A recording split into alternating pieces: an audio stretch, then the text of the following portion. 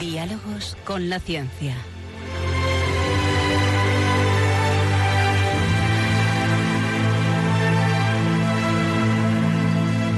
Dirigido por Javier Ángel Ramírez.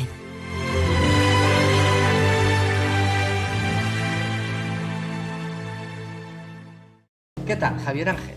Mira, cuando a principios del curso escolar le dieron a mi nieta, que va para 4 años, el nombre de su nueva profesora, dijo: ¡qué bien! Ya tengo ganas de ver cómo viste. Al principio pensé, pobres profesores, joder, es que además de que ya les han arrebatado toda su autoritas y que hasta reciben denuncias por hablar en español, ya solo les faltaba tener que someterse al escrutinio de su aliño indumentario. Pero luego me di cuenta de que mi nieta no iba tan desencaminada, y que a pesar de su corta edad ya era capaz de discernir que cada ocasión requiere un tipo de vestimenta, lo que los franceses llaman la tenue correcte. Pues es verdad. Es que, además, a lo largo de la historia, el ser humano siempre se ha preocupado de vestir bien e ir a la moda.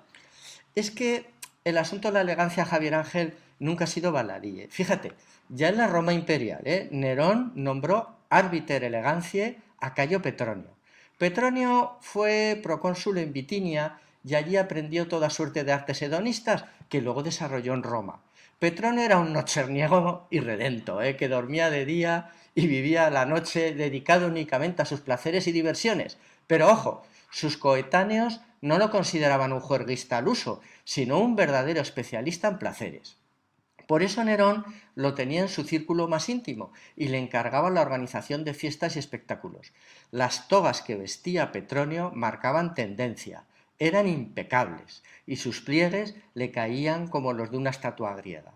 Su elegancia, su saber estar, no le impidió ser el mayor adulador de Nerón y le hacía la pelota con una descomedida entrega.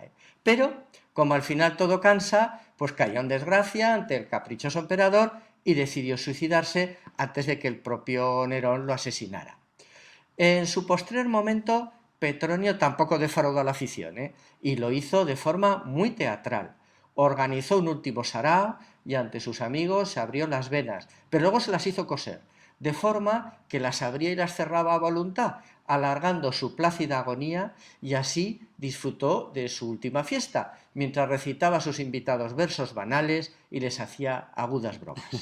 Entonces, ¿se podría decir de alguna manera que Petronio fue el primer dandy de la historia? Pues no, Javier Ángel, no, mira, el dandismo fue un movimiento que vino mucho después, en el siglo XIX, de la mano del romanticismo, en el que si bien los dandis también rendían culto a la excelencia en el vestir, su principal meta no era la elegancia por la elegancia, como hacía Petronio, sino la búsqueda de una individualidad a través de su vestimenta en un mundo cada vez más gregario. Por eso, para Luis Antonio de Villena, que de esto entiende mucho, Petronio no fue un dandy, sino un proto-dandy.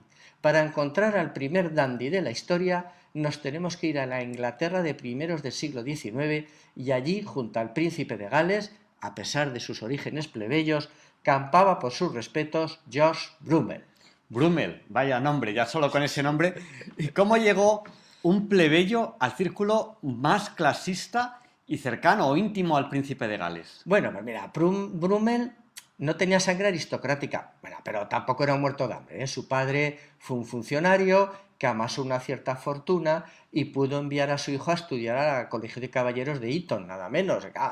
En el colegio Brummel ni estudiaba ni hacía deporte, pero se hizo muy popular por su singular gusto en el vestir.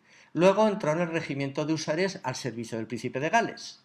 ¿Y qué hacía un hombre como Brummel, tan, digamos, delicado y tan contrario al ejercicio físico, en un regimiento de húsares, que parece que es todo lo contrario? Pues sí, realmente tampoco hacía nada, Él pues seguía lo suyo, ¿no? A marcar estilo en el vestir. Pero tuvo la suerte de que en ese momento quien mandaba en Inglaterra era el príncipe de Gales, que ejercía la regencia de su padre, el rey Jorge III, pues que el pobre estaba hecho puré porque tenía problemas mentales y había momentos de lucidez, pero estaba muy mal. Y entonces, bueno, pues el príncipe de Gales era un juerguista impenitente y cuyos excesos pues lo llevaron a una irremisible decadencia física.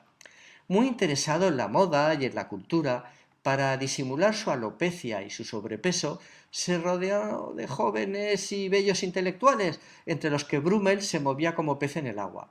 Brummel enseguida se ganó la amistad del príncipe, que lo convirtió de facto en un implacable árbitro de la elegancia. Pues al igual que a Petronio, tanta intimidad con el príncipe al final le costó su carrera. Mira, Brummel no asimiló tanto poder y tanta fama, y cada día fueron mayores sus desatinos y sus excentricidades.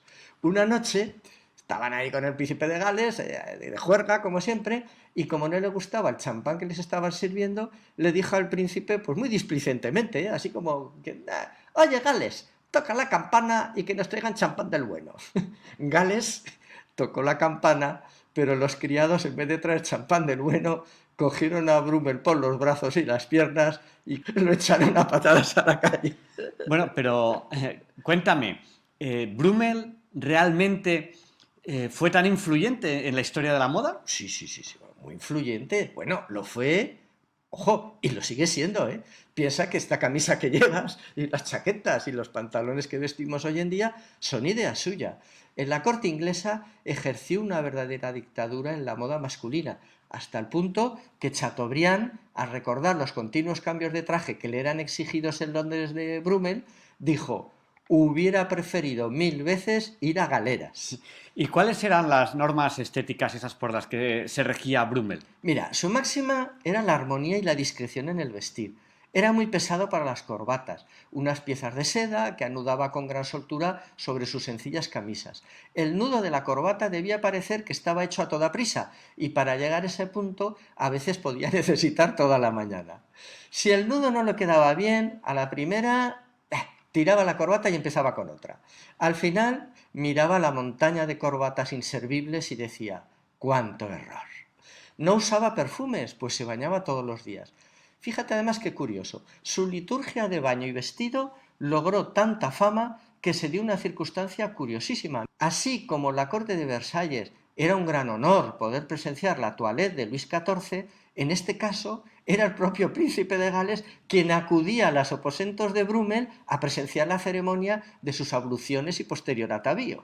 Bueno, todo un personaje este Brummel. Pues sí, y además tanta fama y poder pues lo convirtieron en un tipo insoportable, egocéntrico, que solo iba a lo suyo. Virginia Woolf llegó a escribir: imperios como el de Napoleón podían conocer su auge y su caída, mientras que el bello Brummel seguía experimentando con el pliegue de sus corbatas. Bueno, pues justo al contrario de lo que está ocurriendo, que por ejemplo nuestros políticos han decidido quitarse la corbata, todo lo contrario. Si solo fuera la corbata, Javier Ángel. Yo no soporto que nuestros diputados se presenten a las Cortes, que es el templo de la soberanía del pueblo español, en camiseta, en vaqueros y con los pelos de colores cortados con hacha. Pues, además de ser una solemne ordinariez, es sobre todo una sublime falta de respeto a los sufridos contribuyentes que a la postre, oye, les pagamos la juerga. Mira, hoy en día no se podría dar la conocida anécdota de cuando don Julián Besteiro presidía las Cortes de la República. Era una tarde calurosísima de verano, imaginaros ahí en Madrid a 40 grados. Bueno, el calor era tan sofocante que un diputado pidió la palabra y dijo: señor presidente, ¿nos podemos quitar las chaquetas? Y el bueno de don Julián respondió: sí, pero cada uno la suya. ¿Y qué me dices de todos estos que se presentan en las audiencias reales sin chaqueta, sin corbata? Bueno, yo allí sería inflexible con el código de vestimenta, ¿eh?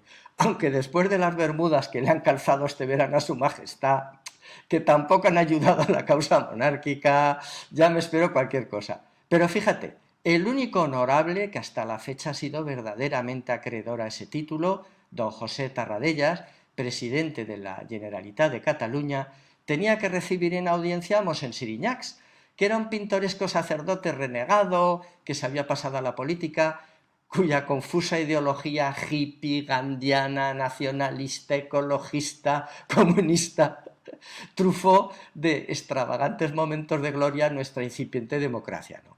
Siriñacs entró en el despacho de Tarradellas pues hecho un verdadero adefesio.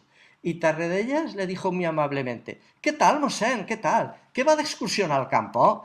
Pues vuelva otro día y venga correctamente vestido. Y lo puso de patitas en la calle. Qué grande era Tarradellas y qué bien nos hubiera ido a todos si la transición no le hubiera pillado tan mayor. Pues sí, yo como catalán realmente le he echado de menos. Pues cuídate, Javier Ángel, que tú eres necesario y los demás somos